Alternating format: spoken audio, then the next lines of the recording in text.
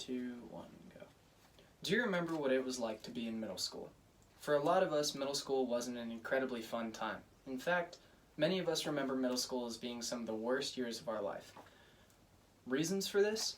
Some people didn't have good friends, some people had tough classes, and some people were just not getting used to the idea that their brain was going through massive changes and they didn't know how to cope with it.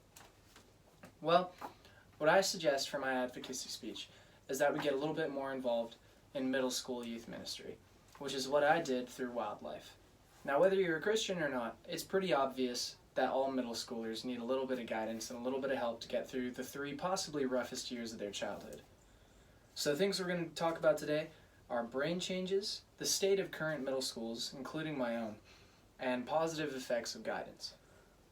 Now, our first topic, brain chemistry, we talk about the brain of an elementary schooler, which is much more simple, stereotypically shown by girls playing with Barbies and boys playing with G.I. Joe, having nothing to do with each other and no willingness to talk to one another at all. In middle school, things begin to change. They start developing new brain chemistry and developing adult emotions that they don't really know how to understand or how to deal with. And frankly, these days, there isn't a lot of people to teach them. Now, the next thing we need to talk about is the current state of middle schools. My middle school is actually a really difficult place for a lot of students to be.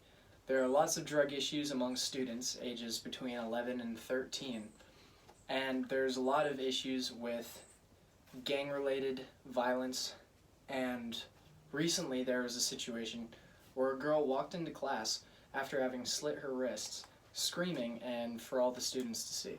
So, things are a little bit difficult at middle school.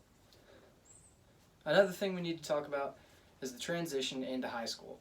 Now, the good thing about transitioning into high school when you've already been involved in a middle school youth ministry is that often these ministries, like Wildlife, will carry over to high school in the form of Young Life, which is just the high school version of the youth ministry, meaning that a lot of their friends, both leaders and kids from the ministry, will still be there to hang out with them in high school.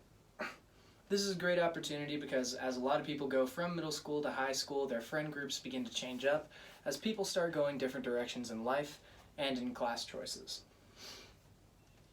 Now, having more opportunities for friends in high school is very helpful because it means that they won't be stranded on their own for their freshman, sophomore, and maybe even their whole high school career.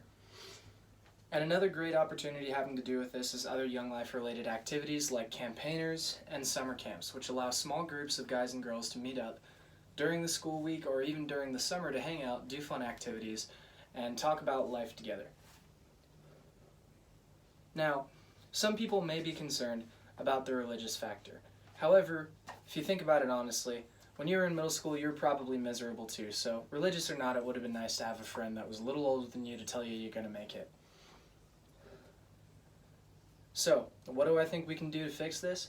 I think more people can get involved with their local youth ministry and get out there and make sure that middle schoolers are being given the proper guidance they need. And I mean, let's think about it. Wouldn't you have wanted the older version of yourself in middle school to tell you you're going to be alright?